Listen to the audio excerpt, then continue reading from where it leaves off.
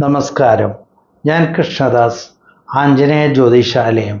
മനോജവം മാരുതതുല്യവേഗം ജിതേന്ദ്രിയം ബുദ്ധിമതാം വരിഷ്ഠം വാദാത്മജം വാനരയോധമുഖ്യം ശ്രീരാമദൂതം ശിരസാ നമാമി.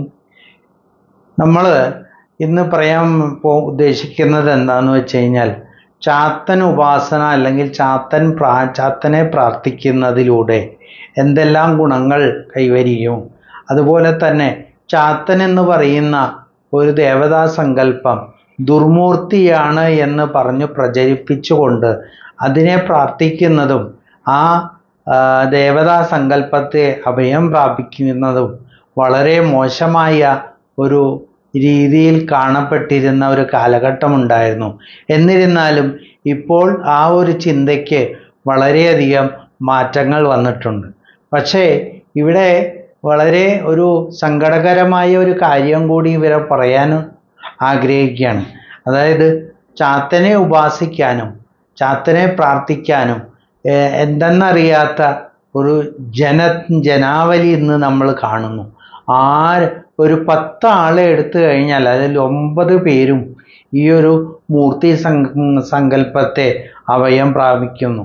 ജാതി മത പുരുഷ സ്ത്രീ വ്യത്യാസമില്ലാതെ എല്ലാവരും ഈ മൂർത്തിയെ ഓടിച്ചെന്ന് അഭയം പ്രാപിക്കുകയാണ്. അവർ പോയി പ്രാർത്ഥിക്കുക എന്ന് മാത്രമല്ല, ചില സങ്കേതങ്ങളിൽ നിന്ന് രക്ഷയെടുക്കുക, അതുപോലെ വിഗ്രഹങ്ങൾ പൂജിച്ച് വാങ്ങിക്കുക, ഫോട്ടോ പൂജിച്ച് വാങ്ങിക്കുക, എന്നിട്ട് ഇതെല്ലാം വീട്ടിൽ കൊണ്ടുവന്ന് നമ്മൾ പ്രാർത്ഥിക്കും. അപ്പോൾ നമ്മൾ ഓരോ സങ്കേതങ്ങളിൽ നിന്ന് പൂജിച്ചു കൊണ്ടുവരുമ്പോൾ അവരതിന് ചില നിർദ്ദേശങ്ങൾ കൊടുക്കാറുണ്ട്. പക്ഷേ നമ്മളുടെയൊക്കെ ഒരു തെറ്റിദ്ധാരണയുണ്ട്, ഈ ചാത്തൻ എന്ന് പറയുന്ന ദേവതാ സങ്കല്പത്തെ പ്രാർത്ഥിച്ചു കഴിഞ്ഞാൽ പെട്ടെന്ന് തന്നെ നമ്മൾ ധനികനാവും, അല്ലെങ്കിൽ എല്ലാ കാര്യങ്ങളിലും നമ്മൾ വിജയം കൈവരിക്കും എന്നുള്ളത്. പക്ഷേ അങ്ങനെയല്ല. നമ്മൾക്ക് ചാത്തൻ ഉപാസിക്കുന്നത് കൊണ്ട് ചിത്തത്തെ ഉണർത്തുന്നവൻ ചാത്തൻ. ഞാൻ നേരത്തെ വീഡിയോകളിൽ പറഞ്ഞിട്ടുണ്ട്, ചിത്തത്തെ ഉണർത്തുന്നവൻ ചാത്തൻ. അതായത് നമ്മുടെ മനസ്സിലോ അല്ലെങ്കിൽ നമ്മുടെ ഉറങ്ങിക്കിടക്കുന്ന കഴിവുകളെ പുറത്തെടുത്ത് അത് നല്ല രീതിയിൽ നമുക്ക് പ്രാവർത്തികമാക്കി അതിലൂടെ കാര്യവിജയം നേടാൻ വളരെ സഹായകരമാകുന്ന ഒരു ശക്തിയാണ് ചാത്തൻ. അല്ലാതെ പെട്ടെന്ന് ചാത്തനെ പ്രാപിച്ചാൽ ഉടനെ തന്നെ നമുക്ക് ജീവിതത്തിലെ ധനാഭിവൃദ്ധി കാര്യങ്ങൾ ഉണ്ടാവുമെന്നുള്ളത് ഒരു തെറ്റിദ്ധാരണയാണ്. അപ്പം ഞാൻ നേരത്തെ പറഞ്ഞ മാതിരി പല സങ്കേതങ്ങളിൽ നിന്നും അവരുടെ കുഴപ്പം കൊണ്ടല്ല, നമ്മൾ ഇതിനെ ഒന്നും അറിയാതെ പോയിട്ട് അവിടുന്ന് വിഗ്രഹങ്ങൾ അല്ലെങ്കിൽ ഫോട്ടോകളൊക്കെ പൂജിച്ച് വാങ്ങി വീട്ടിൽ കൊണ്ടുവന്ന് വയ്ക്കും.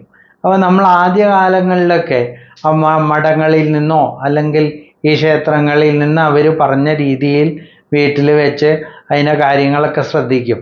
നമ്മൾ മനുഷ്യർ കുറച്ച് കാലം കഴിയുമ്പോൾ നമുക്ക് അതൊരു അനുകൂലത വരുന്നില്ല എന്ന് കാണുമ്പോൾ നമ്മൾ അതിൽ നിന്ന് പതുക്കെ പിന്മാറിയിട്ട് അതിനെ നമ്മൾ ശ്രദ്ധിക്കാതെ വരുന്നു. അപ്പോൾ നമ്മളുടെ കാര്യങ്ങൾ തടസ്സങ്ങളിൽ നിന്ന് തടസ്സങ്ങളിലേക്ക് പോകുന്നു. അപ്പോൾ നമ്മൾ ദൈവജ്ഞനെ കാണുന്നു. അടുത്തുള്ള ഏതെങ്കിലും ഒരു ദൈവജ്ഞനെ പോയി കണ്ട് പ്രശ്നം വയ്ക്കുമ്പോൾ നമ്മുടെ വീട്ടിൽ ഒരു ബാധാദോഷമുണ്ട് എന്ന് പറയുന്നു. ആ ബാധാദോഷം എന്താണ് എങ്ങനെയാണ് എന്ന് ഉൾത്തിരിഞ്ഞു വരുമ്പോൾ ഈ കൊണ്ടുവന്നിരിക്കുന്ന ഒരു ഫോട്ടോ അല്ലെങ്കിൽ വിഗ്രഹം, അത് ആ ചൈതന്യം എവിടെ നിന്നാണോ അതെടുത്ത് അതിൻ്റെ ഒരു അംശം അതിലേക്കാക്കിയാണ് കൊണ്ടുവരുന്നത്. അപ്പോൾ അവിടെ നമ്മൾ ശ്രദ്ധിക്കേണ്ട കാര്യം എന്താണെന്ന് വെച്ച് കഴിഞ്ഞാൽ, അവരെപ്രകാരം പറയുന്നുവോ അതേമാതിരി അതിന് സംരക്ഷണം കൊടുക്കണം. എങ്കിൽ മാത്രമേ അതിൻ്റെ ആ ഒരു പോസിറ്റീവ് എനർജി അത് കൊണ്ടുവന്നിരിക്കുന്ന സ്ഥലത്തുണ്ടാവും. അല്ലെങ്കിൽ അത് കാലക്രമേണ അതിൻ്റെ പോസിറ്റിവിറ്റി നഷ്ടപ്പെട്ട് അത് നെഗറ്റീവായി മാറും. അപ്പം നമ്മൾ വിചാരിക്കും ഇത് ഇവിടെ ഇരിക്കുന്നത് കൊണ്ടാണ് നമുക്ക് ദുരിതങ്ങൾ.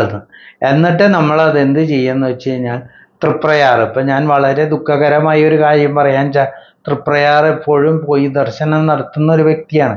അപ്പോൾ അവിടെ ചെല്ലുമ്പോഴൊക്കെ നമ്മൾ കാണുന്നത് ഈ ചാത്തൻ സ്വാമിയുടെ ഫോട്ടോ ഫോട്ടോയാണ് ഞാൻ ഇതുവരെ കണ്ടിരിക്കുന്നത്. പല വലുപ്പത്തിലും പല ഭാവത്തിലുമുള്ള ഫോട്ടോകൾ ഭഗവാന്റെ തിരുനടയിൽ അവിടെ സമർപ്പിച്ചുകൊണ്ട്, അതുപോലെ തന്നെ ഉള്ളിലും ഒരു ചാത്തൻ സ്വാമിയുടെ ഭണ്ഡാരമുണ്ട്. അതിൻ്റെ മുകളിൽ പലതരത്തിലുള്ള വിഗ്രഹങ്ങൾ, കുറുവടി, ഇങ്ങനെയുള്ള കാര്യങ്ങളൊക്കെ കൊണ്ടുവന്ന് സമർപ്പിച്ച് പോകുന്നുണ്ട്. അതൊക്കെ വെച്ച് കഴിഞ്ഞാൽ അത് നമ്മൾക്ക് അതാണ് ബാധ, അല്ലെങ്കിൽ അതിനെ ഒഴിവാക്കിയാൽ മാത്രമേ അത് നമ്മുടെ കുടുംബത്തിൽ ഐശ്വര്യ അഭിവൃദ്ധി വരൂ എന്നുള്ള കാര്യം കേൾക്കുമ്പോഴാണ് നമ്മളിങ്ങനെ ചെയ്യണത്.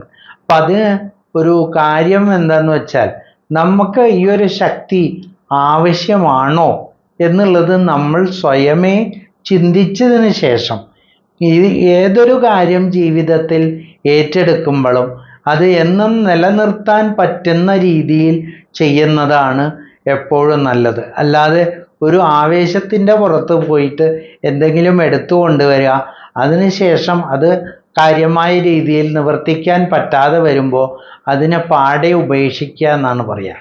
ചാത്തൻ സ്വാമിയുടെ ആരാധനയെക്കുറിച്ച് നമ്മൾ പറയുമ്പോൾ, നമ്മളുടെ ജീവിതത്തിൽ നമ്മുടെ കുട്ടികളെ എപ്രകാരം നമ്മൾ നോക്കുന്നുവോ അപ്രകാരം നമ്മൾ വളരെ സ്നേഹത്തോടും വാത്സല്യത്തോടും അതുപോലെ തന്നെ വളരെ സത്യസന്ധമായിട്ടും കാര്യങ്ങൾ ഭഗവാന്റെ മുമ്പിൽ ഉന്നയിച്ചാൽ വളരെ ശുഭകരമായിട്ടുള്ള ഒരന്തരീക്ഷം ഉണ്ടാകുമെന്ന് മാത്രമല്ല, ഉദ്ദിഷ്ട കാര്യങ്ങളെല്ലാം തന്നെ നടന്നു കിട്ടും എന്നുള്ളതിന് യാതൊരു സംശയവുമില്ല.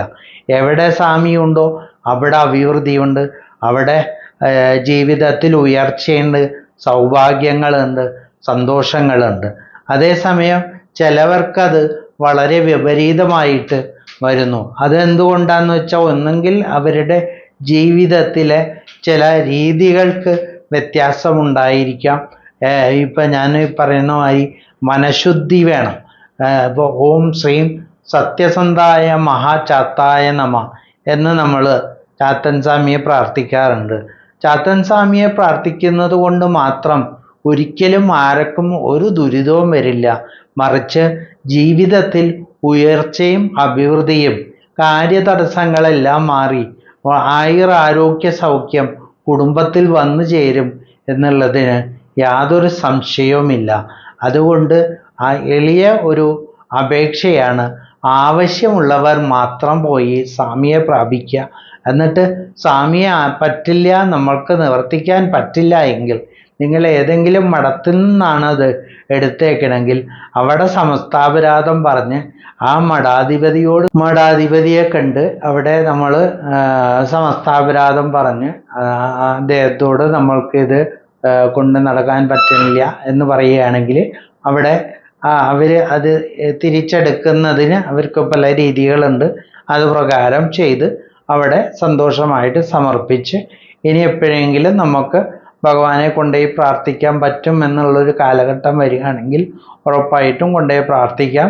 അല്ലെങ്കിൽ അത് എവിടെ നിന്നാണോ അതെടുത്ത് അവിടെ ഇടയ്ക്കിടയ്ക്ക് പോയിട്ട് നമ്മളെ കഴിയുന്ന രീതിയിലുള്ള വഴിപാടുകൾ സമർപ്പിച്ച് പോരാം. അല്ലാതെ നമ്മൾ എടുത്തിട്ട് അത് എവിടെയെങ്കിലും കൊണ്ട് ഉപേക്ഷിക്കുന്നത് വളരെ ദോഷമാണ്.